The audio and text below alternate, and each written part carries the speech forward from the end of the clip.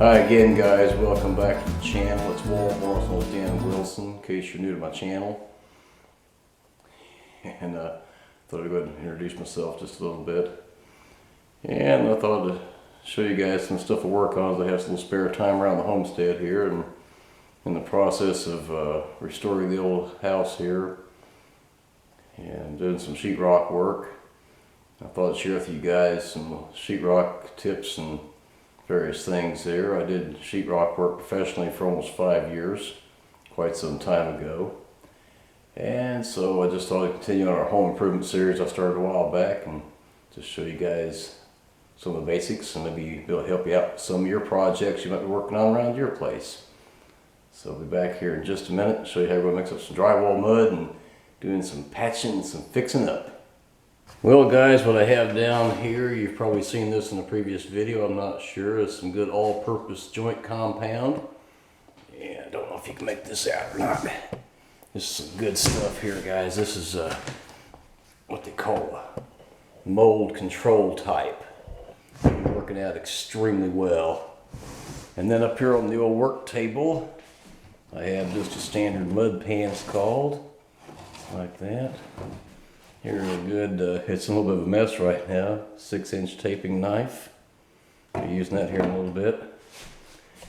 And right over here, my old, very old 12-inch finish knife. It's also quite cruddy at the moment here. I've been doing a little mudding earlier today, so I haven't gotten it cleaned up in a while, but it's a good tool to have. It takes off all the excess drywall mud and saves a lot of sanding and stuff, so good thing to have right there.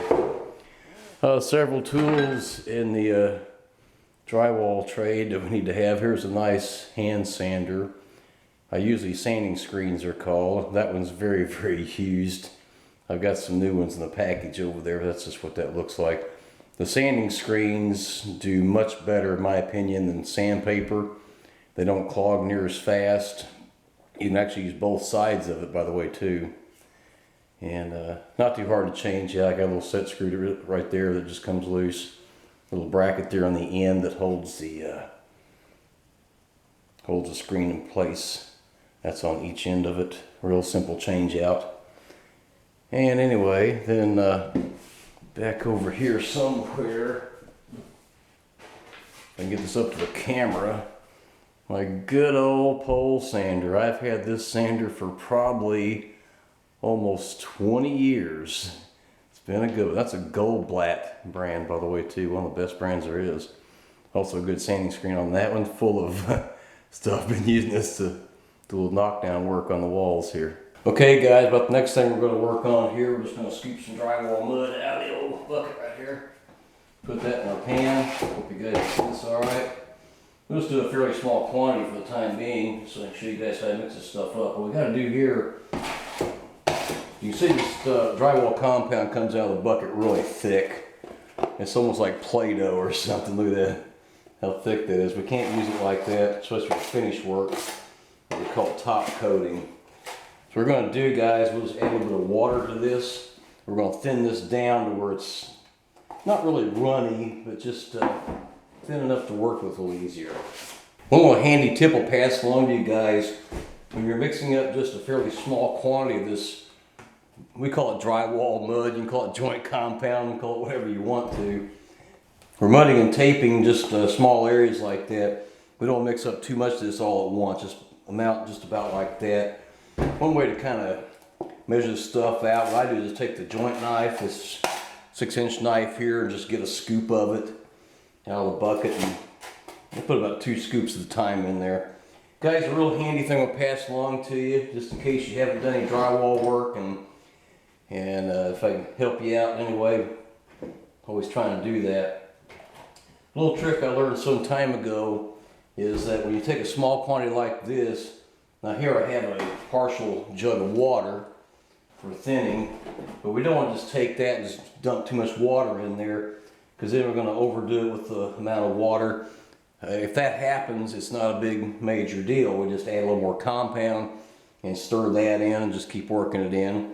If we get it too thin, if not thin enough, we just add a little more water to it. Here's a real handy thing. This is take a spray bottle of any kind. This one actually has some flooring cleaner in it some time ago, and it's empty of the floor cleaner now. So I just use it to put some plain old tap water in that. That's all it is. And a handy thing here is take this with a spray nozzle. Instead of just dumping a bunch of water in the pan here, get too much in there at once, take a spray bottle like this and just start misting it. It's just a real handy way of doing this so we don't get too much water in there all at once. And it makes it real easy to get the right consistency we're looking for. As far as I know, there's no precise formula for thinning this joint compound. You just kind of use your own discretion on that, and whatever starts feeling right, just go with it. It's not critically important. One thing I'll tell you guys is when I'm taping, I want to go a little bit thicker on the compound because I usually have a little more of an area to fill in, and also it provides more adhesion for the drywall tape. Right there is getting about right for top coat. Might add just another spray or two to that. And again, using the spray bottle, just mist it down just a little bit like that. And start stirring it in. It's time consuming stuff. Just getting about right. Well guys, what we're dealing with here is some pretty badly damaged walls. I did a video a few months ago about some of the stuff I'm working on here on the old house, and I explained before there's never been a house fire here, but we had an old wood stove in the living room some years ago, and it just didn't draft very well and caused some smoke damage. That's why the walls are kind of stained. So what I plan to do is what we call a full wall coverage knockdown finish. I'll be showing that to you here in just a minute. So we're going to take the drywall mud and just cover the entire wall, take the 12-inch knife and just knock it down.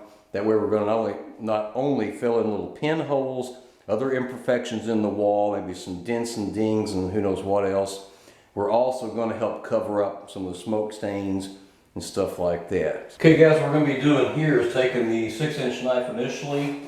Going to get a pretty healthy amount of drywall compound on there. Start back at this corner, like right back in here. We're just going to start floating this out.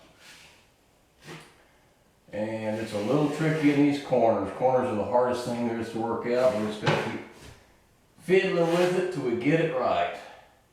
I'm going to gradually pull this drywall mud out. Till we float that corner out, just keep bringing it out farther out on the wall, up just like this. We'll rake it down a little bit, go back in the corner again, float that out some more, float this out some more. You guys may get into something like this on your own. You may not have much drywall experience, which is why I do videos like this from time to time. In between doing music videos and riverboat videos and videos on lots of other topics like hiking and various things. I also do a lot of home improvement type stuff. I've done house remodeling for quite a number of years. And sheetrock, call it sheetrock, call it drywall, call it whatever you want to call it, is part of it.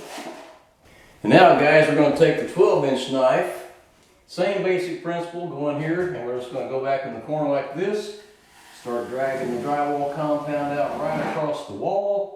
Back in the corner again, drag that across there, back up to there, drag that out across there. And you see I got a bunch of drywall compound that I raked off of there. So we're going to take this and just start working this into the wall, just like this.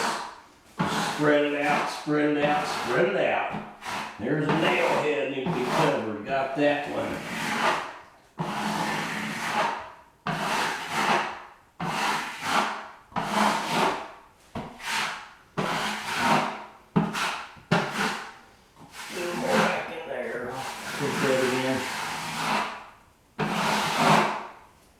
I tell you guys, if you don't yet have a 12-inch knife like this, it's a very worthwhile investment.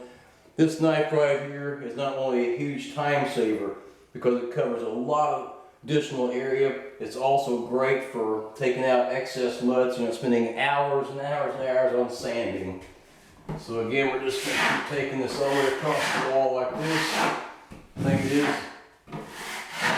the technique here, guys, is to Unload the knife like this, put it down flat, unload it. Bring it back on the very tip edge and rake it down, just like that. You can see it's a very good technique, especially on an older house like this. A lot of wall damage. It needs a full wall coverage knockdown. And that's how we do that, guys. Okay guys, there's just some very basic stuff on some drywall work, how to do a quick knockdown finish for a very slightly damaged wall anyway. Filling in all kinds of imperfections and getting this wall ready for primer and paint here in just a few days. So I hope this helps you guys out. If you like stuff like this, be sure and smash that thumbs up button for me. Give it a like. If you're new here and you have yet to subscribe to my channel here on YouTube, I strongly encourage you to do so. The subscribe link is right over there. But get subscribed, guys. I've got more videos coming up on home improvement. Got some more music videos. I got some in the can I haven't published yet. More of that stuff coming up, and hopefully this fall, more hiking and maybe some fishing videos and who knows what else. But thanks for checking out the video. I appreciate it. Again, I'm Walt Moore, also known as Dan Wilson. You guys take care and God bless, and I will check in with you guys on the next video.